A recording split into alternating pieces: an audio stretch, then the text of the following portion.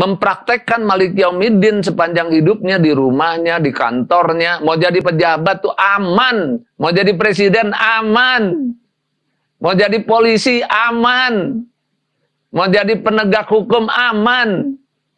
Terapkan tuh Malik Yaumiddin tuh. Assalamualaikum warahmatullahi wabarakatuh. Nah, Bapak Ibu, para sahabat semua, nah, kita mulai lihat analisa pendalamannya, udah kelihatan nih.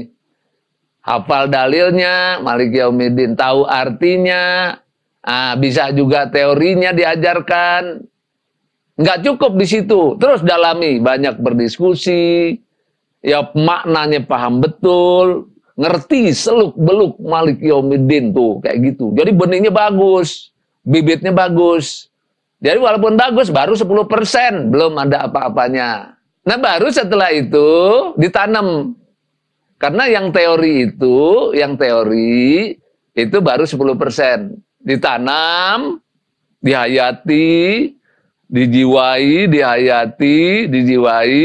Nah, ini ya naik menjadi 30%. Tambahannya 30%, jadi 40%. Nah, udah gitu diterapkan dalam kehidupan. Tiap hari ingat Malik Yaumiddin tuh di jalan, di mana, ingat. Makanya orang-orang yang mempraktekkan Malik Yaumiddin sepanjang hidupnya di rumahnya, di kantornya, mau jadi pejabat tuh aman. Mau jadi presiden aman.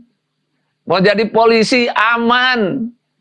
Mau jadi penegak hukum aman. Terapkan tuh Malik Yaumiddin tuh. Jabatan dia akan menjadi jabatan yang hebat, yang akan membawa ya kemakmuran bangsa. Gitu. Makanya dibilang, kenapa orang sholat mencegah perbuatan keji dan munkar? Karena punya ini. Jadi kalau ini diterapkan, ya praktek seperti ini diterapkan dari orang-orang, orang ke orang, dari pejabat pemerintahan itu, maka insya Allah cepat sekali terjadi kehebatan, kemakmuran bangsa yang kita cita-citakan tuh. Karena kita punya Pancasila kan. Jadi Pancasila ini kan sebetulnya tugas pemerintah membawa pemerintahan sesuai Pancasila kan begitu kan. Nah, jadi kita dukung itu pemerintahan yang ingin mewujudkan Pancasila, luar biasa tuh. Ya, jadi kita dukung pemerintahan yang mewujudkan Pancasila, tapi diwujudkan. Jadi bukan sekedar slogan-slogan gitu, bukan, tapi diwujudkan Pancasila itu kan bagus. Diwujudkan, cara mewujudkannya dengan sholat. Cara mewujudkannya itu dengan memperbaiki sholat itu. Menghayati makna-makna sholat. Nah, Pancasila akan mudah terwujud. Terutama di pemerintahan. Ya, nah ini ada prinsip Malik Yaumiddin. Ya, nah ini Bapak Ibu. Ya, di pemerintahan itu maksudnya di tiap pribadi. Ya, di tiap pribadi betul-betul jiwanya itu jiwa yang menghayati makna Malik Yaumiddin sehingga dia betul-betul memelihara dirinya. Menjaga dirinya untuk selalu baik mulai dari dalam hatinya sampai pikirannya sampai jadi pengabdian kepada bangsa dan negara itu pengabdian yang beneran, yang tulus, beneran gitu. Ya bukan sekedar istilahnya pemanis lidah, bukan. Ya bukan. Jadi ini memang begini, kita ingin bangsa ini bangsa yang hebat. Dan Pancasila itu harus diwujudkan. Jadi bukan jadi slogan, harus diwujudkan. Ya kita senang kan kalau keadilan untuk seluruh bangsa Indonesia, kemakmuran untuk seluruh bangsa Indonesia, itu kan enak. Ya persatuan Indonesia kan enak itu. Ya kemanusiaan yang adil dan beradab, itu kan enak itu. Ketuhanan yang Maha Esa, enak kan itu, bagus semuanya kan. Nah, tapi itu harus diwujudkan. Nah, bukan untuk nuduh-nuduh orang nggak Pancasila, orang begini, bukan begitu. Itu jadi bikin kacau tuh. Ya, wujudkan Pancasila itu di dalam diri, di dalam pemerintahan, di dalam orang-orang pemerintahan. dan punya cita-cita itu untuk diwujudkan. Cara mewujudkannya dengan sholat. Perbaiki sholatnya. Tuh. Nah itu saran kita tuh ke pemerintah. Ya, kita kan punya falsafah bangsa yang sudah bagus itu. Pancasila kan bagus. Ya bagus, cuman mewujudkannya kok nggak jadi-jadi. Nah karena memang mungkin umat Islam harus berperan di situ. Membaguskan dirinya dengan sholat yang khusyuk. Nah sehingga nanti Pancasila itu terwujud.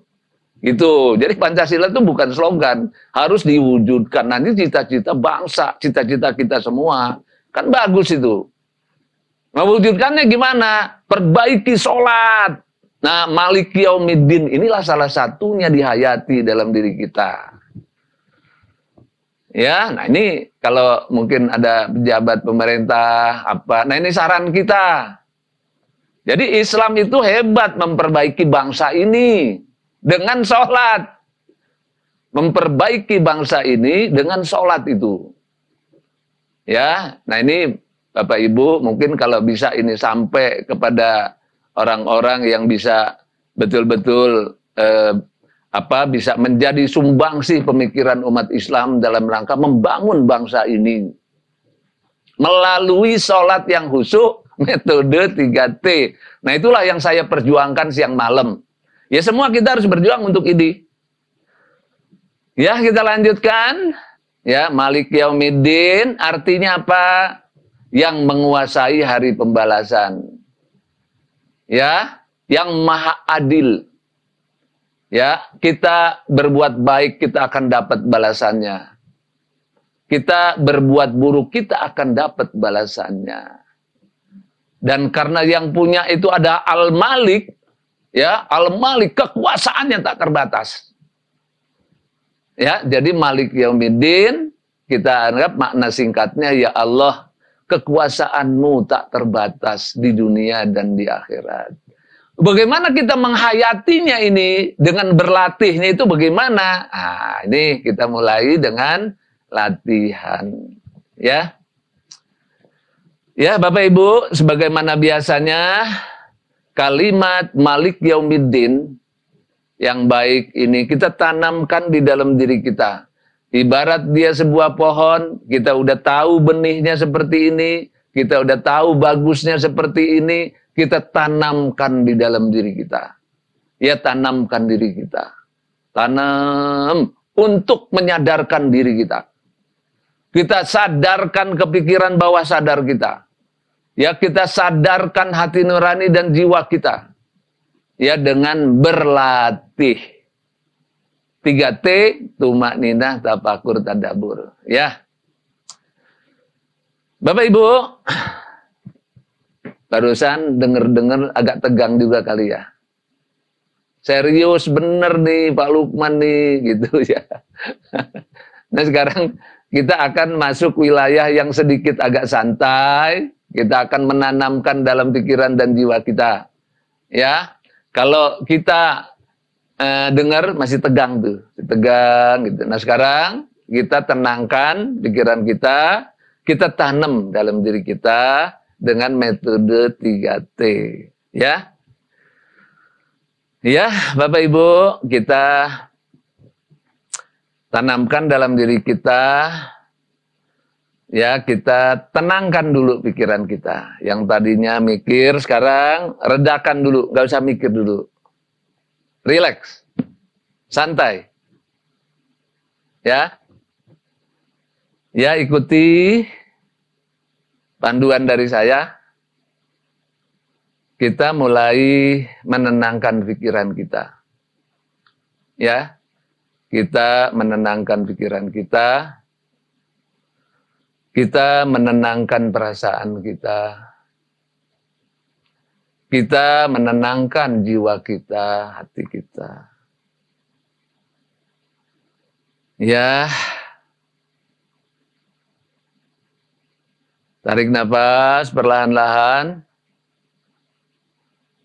Hembuskan perlahan-lahan.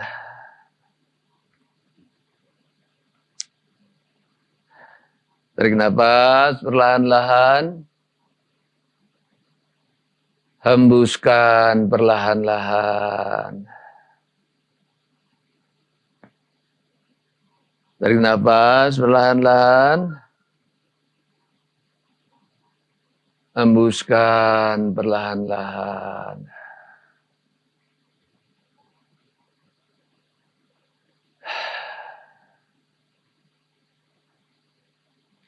Kendorkan otot-otot tubuh kita. Otot bahu, otot perut. Semua kita kendorkan dalam keadaan santai. Kita tidak perlu tegang, kita betul-betul merasakan keadaannya yang sangat tentram dan damai. Kita sadarkan diri kita, kita sebut nama Allah dalam hati kita. Allah.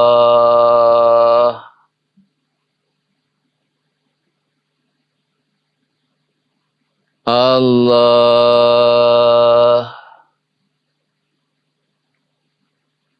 Sadarkan diri kita.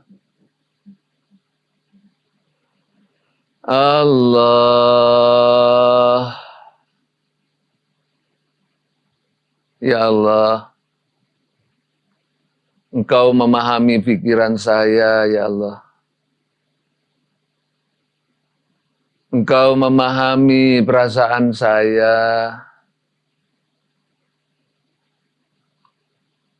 Engkau memahami isi hati saya, ya Allah. Engkau memahami keadaan saya. Tidak ada yang tersembunyi bagi Engkau, ya Allah.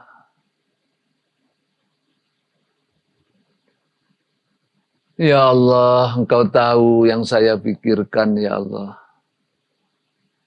Engkau tahu yang saya rasakan. Engkau tahu isi hati saya. Engkau tahu keadaan saya. Tidak ada yang tersembunyi bagi Engkau, ya Allah.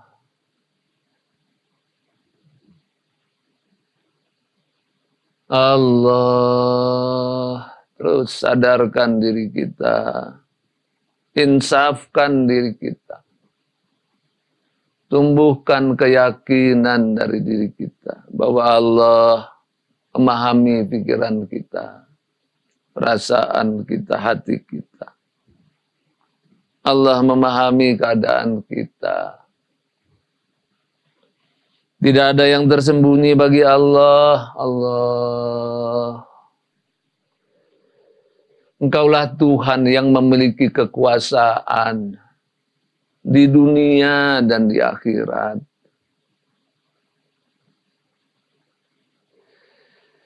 Engkaulah yang maha adil, ya Allah. Engkau yang maha adil.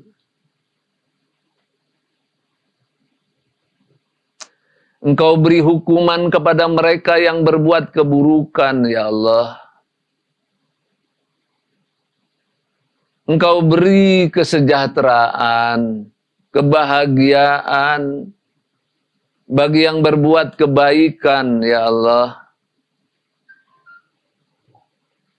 Engkau maha berkuasa di dunia hingga di akhirat.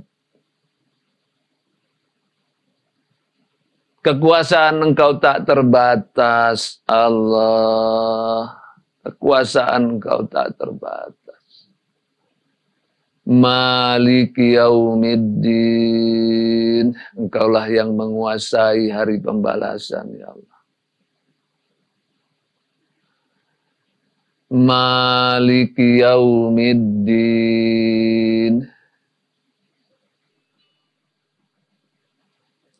Ya, selesai. La ilaha illallah Muhammad Rasulullah. Selesai.